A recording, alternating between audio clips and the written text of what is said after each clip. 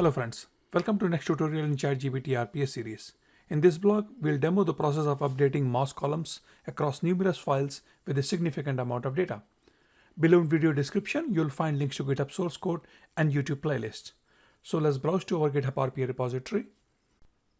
Inside this repo, if you're looking for other Python automation code, you'll find links to a lot of different examples which perform variety of different tasks. In today's blog, our main emphasis will be on conducting extensive calculation on large-scale datasets. So let's get started. In past two videos, I've shown you how to perform mass calculations on significant amount of data using Python Pandas DataFrame and PyArrow. If you're finding this video for the first time, please watch previous two videos before you continue with today's blog. In today's blog, we are going to resume same mass update data transformation. However, instead of using Pandas or PyArrow, we are going to perform this calculation based on Rust Polars DataFrame library. Polars DataFrame is based on Apache Arrow framework and is claimed to be one of the fastest DataFrame library available. Polars DataFrame can handle the data larger than available RAM on your machine. It has optimization, parallelism, lazy and eager API execution built in. And like Pandas, it's very easy to learn. Please note that in follow-up videos, I will release a series of blog posts that is going to do a deep dive into the Rust Polars DataFrame in very much great detail. So in this blog post, we are going to use Polars to do the same data transformation what we have done using Pandas and PyArrow in the last two videos. So let's start with installing Polars DataFrame library. Now just to recap, in past videos what we did, we loaded a sample data.csv file into a Pandas DataFrame. And as you can see, in this table, we are doing certain calculation and we are calculating interest and the total amount based on certain amount deposited. Now this calculation depends on the deposit types. And here are the formulas to calculate the simple interest and compound interest. We also created an object-oriented programming interface to perform this calculation. As you can see, we created a deposit class and bunch of methods which does this calculation. So as you can see, inside the deposits class, we have certain fields and we created a couple of methods which perform this simple interest and compound interest calculations. All right, so let's just compile this one more time. And we created a wrapper function around it, which is getInterest method, which perform these calculations. All right, so now we are going to do the same thing in using Rust Polars DataFrame. I'll show you two different approaches to perform this calculation. First approach, just like what we did in past videos in Pandas, we used the DataFrame apply function and we applied this function, that custom function row by row. Same thing you can do this using Polars DataFrame. However, it's not recommended because once you are in Polars DataFrame, you are not taking full advantage of Polars DataFrame. You are calling that function row by row, which is still a Python function. So it may slow down the performance of your data transformation. But just in case, I want to show this, and later on we'll jump onto the standard method of doing it in a Polars DataFrame. So just like what we did in Pandas DataFrame, here I'm going to first define this function, which takes the default values here: deposit, amount, compound, rate, and time. All right, now inside this function, let's go call that object-oriented class what we created, and I'm going to pass these values as the parameter here. That means amount, compound, rate, and type. All right, so here I'm just going to call this function depending on the deposit type. So if deposit type is a certificate deposit, I'm going to call the appropriate function. If it's a simple interest, call the bDeposit function. Otherwise, by default, I'm going to call the mutual fund deposit. All right, now function is created.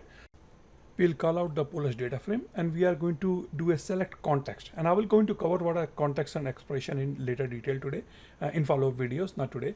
So here, let's first import that CSV into a Polars DataFrame. So I'm going to copy paste this code here. All right, so import Polars SPL and I'm going to scan the CSV. Again, the difference between read CSV and scan CSV is scan CSV does not bring the entire CSV file into the memory. So that's the difference. Okay, it waits. It's an actually lazy API. So it waits for your entire expression to be built and then it's going to perform those apply methods here. All right, so same thing as you can see on the Polars DataFrame, I'm going to take the values and I'm going to apply that getInterest method what we have created one by one. And as you can see, I have created another dummy row there.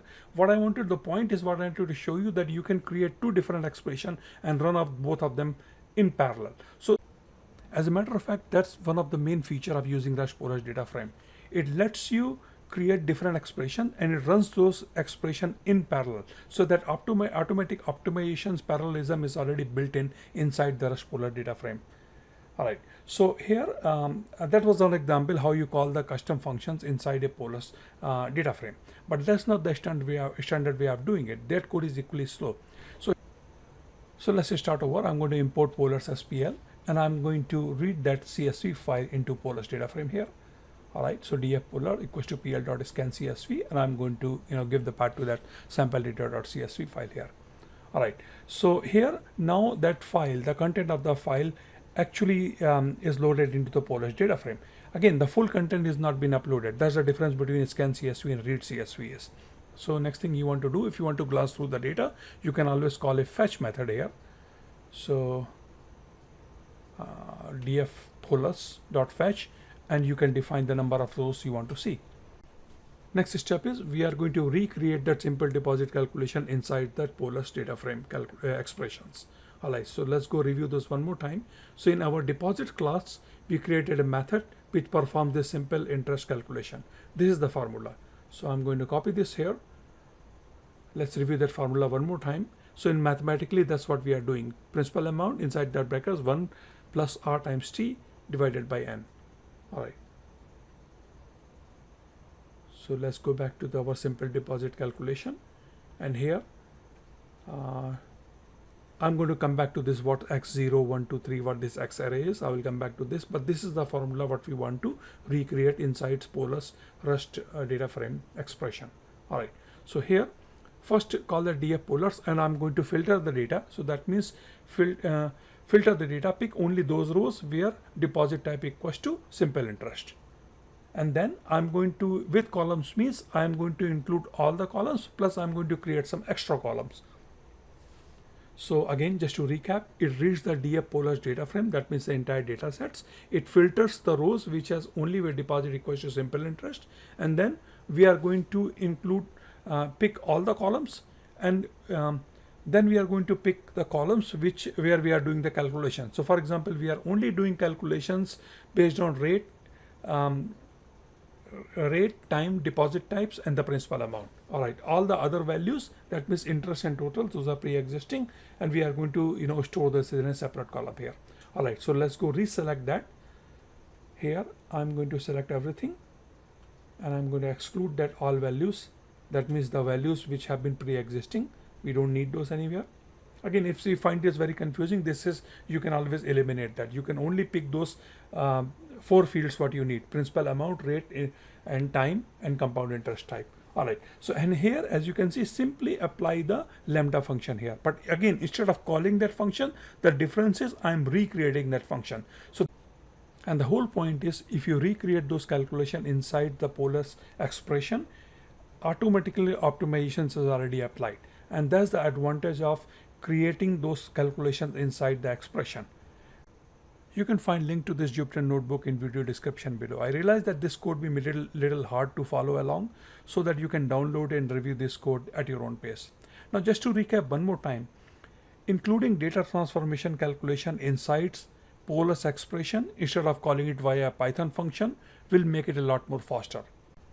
And that's the whole point and essence of this video. I wanted to make it via this code. In future, very soon, I'm going to release a series of Polars data frame blocks, which I promise will be very beginners friendly, and I'm going to cover all of these things in extensive details. Now, thank you again for watching this video, and stay tuned for follow-up videos. Thank you.